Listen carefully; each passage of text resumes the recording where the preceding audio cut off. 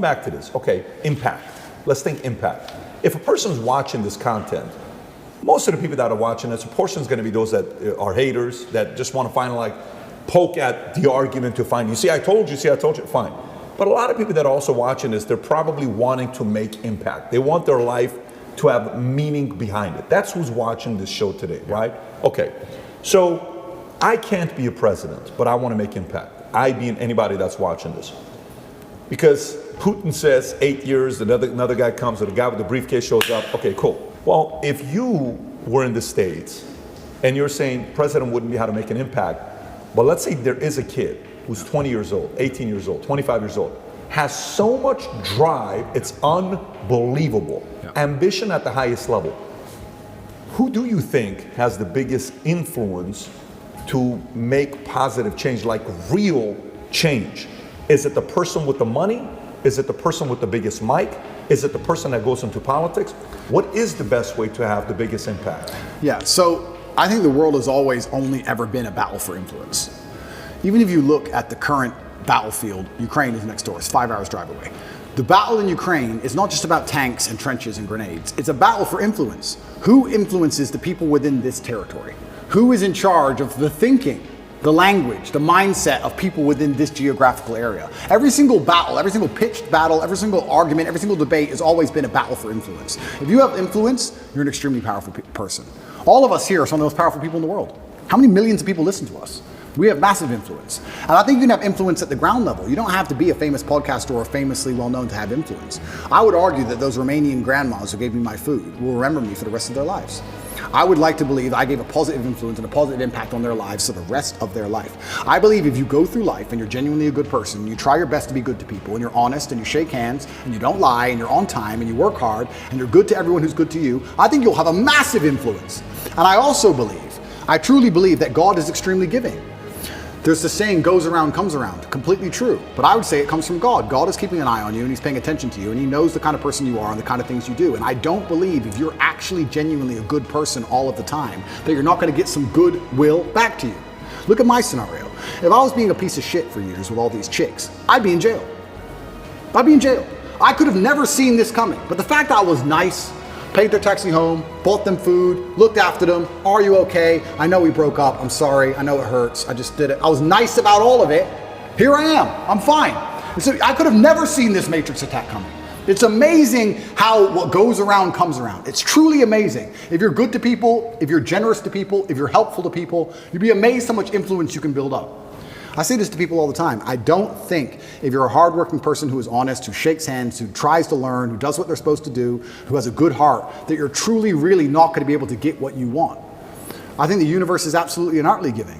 When I see somebody who says they want something and they don't have it, I don't even think they truly even want it. You can have anything you want in the world. When a guy goes, I want a six-pack, then why ain't you got one? If you wanted it, you'd have it. You'd like it. There's a bunch of things I'd like that I don't have, but I don't want them. Everything I've ever wanted, I've got. I've never wanted something and not had it. We all know what we're talking about here. There's things we'd like. I'd like to be able to figure skate. Not enough to go learn to figure skate. It's a weird look if you figure, although that other guy dancing like the way you dance is doing a pretty good job. Bottom G, yeah. You've seen this guy? He can figure skate. That guy kills the dance moves, Yeah, he's by the good. way. But Your doppelganger. But if you truly want something, you're going to absolutely not have it. So when it comes down to influence, I think you start at the base level, at the grassroots level. What if this guy's got, like, you know, for example, like, you know how when you were 20, were you this driven? Oh, absolutely. Okay, so when you're 20, who did you look at and say, I can do it as good as him, if not better? My coach, because I wanted to fight, and he used to beat me badly. Everyone used to beat me up when I was young, and I wanted to be the best. So I used to go into the fight championship. Okay, how about communication? Who'd you look at? Were you always a good communicator? I can see you being a great communicator since you were 14 years old. I was pretty good, yeah. Okay, who did you look at and say, that guy's good, but I think I can, you know, do it better? That's a good question. And I think that you know what I'm asking. I know what you're asking. I don't know if there's one particular person I took nuances from, because when you're a great communicator, you know how to be serious, and you know how to make people sad and angry, and you also know how to make people laugh. There's different people who can do lots of different things. So who was that? Was it somebody that was multifaceted like that? I think it was a lot of different people. And I also think that... Did you pull from comedy as well, or no? Certainly did, but I was also extremely self-critical. I think that's where a lot of it comes from. I'll watch this podcast back 15 times. I will notice every single time I made a mistake. Just then I said I'll watch twice. That was a mistake. I will watch this back 15 times and I will identify every single error.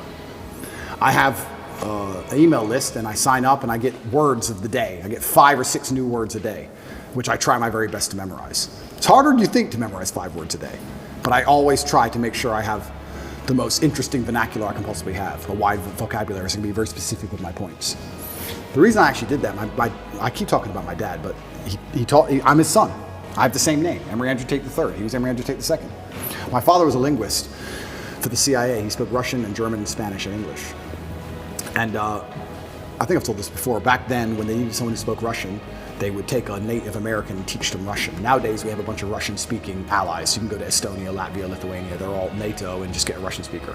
Back then, they taught my dad Russian, and he held the Air Force record for the fastest assimilation of a foreign language. When he died, a guy sent me an email, sent me a message saying, "You don't know who I am, but I worked with your father in the Air Force," and he had the fastest assimilation. He learned Russian in 2 weeks.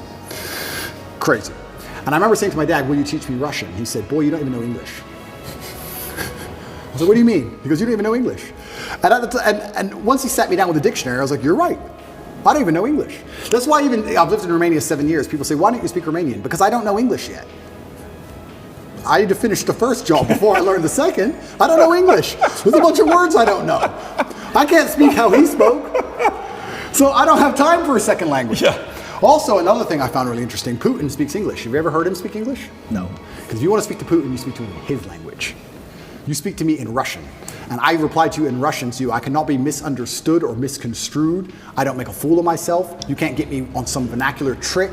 I speak my language, and I also prefer that also. I speak English, that's what I speak. If you want to speak to me, you speak to me in my language, so I will win the debate, always. Who'd you look up to outside of your dad?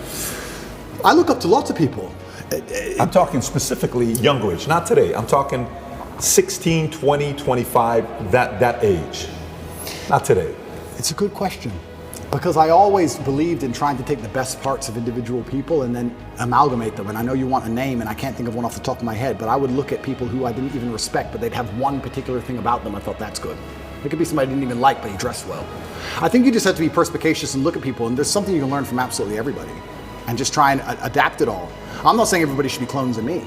For everyone's individual, right? But there might be some things about me they find inspiring that they may adapt and take on board, and then they'll find some things from other people. But learning to speak is something I understood from a very young age how important that would be. That's a superpower. Okay, so let me go back to the question I was asking, where I'm trying to go with this.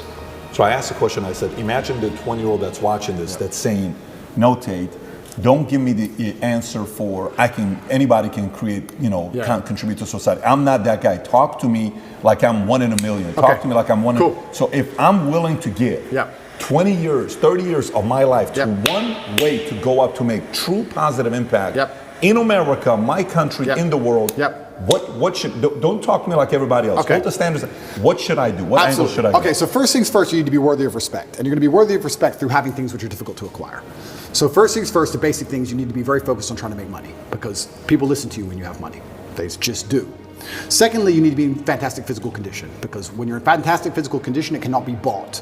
It must be earned, and people know that.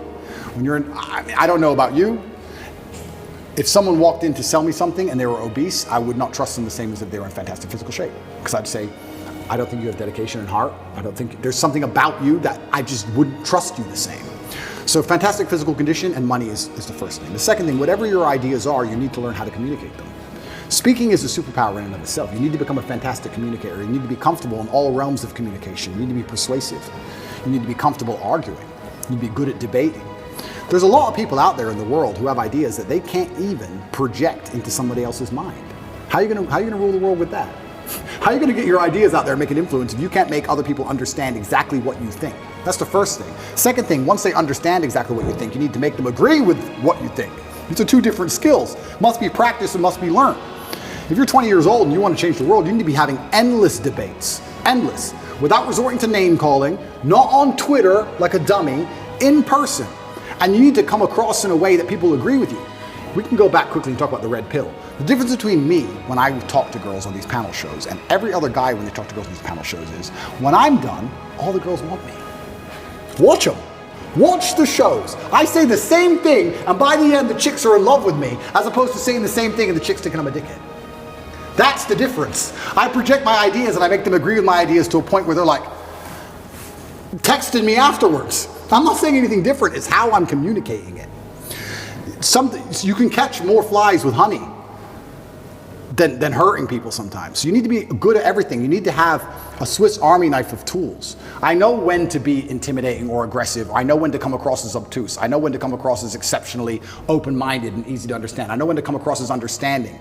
I know all these things. This all has to be practiced.